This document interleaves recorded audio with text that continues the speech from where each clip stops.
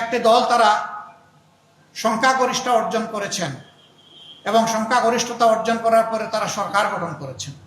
এখানে তারা বলছেন তাদেরকে 51% মানুষ ভোট দিয়েছে, কিন্তু গণভোটে সংস্কারের পক্ষে সংবিধানের যে সমস্ত আইনের কারণে এতদিন জনগণ অধিকার হারাচ্ছিল, ফ্যাসিবাদ কায়েম হয়েছিল, সেই জায়গাগুলো পরিবর্তন করে সংস্কার করার পক্ষে রায় দিয়েছে 68.1% মানুষ।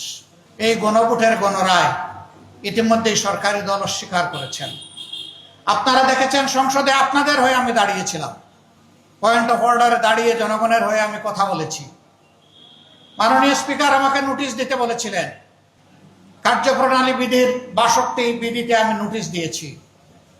এটা গ্রহণ করে 2 ঘন্টা আলোচনা হয়েছে।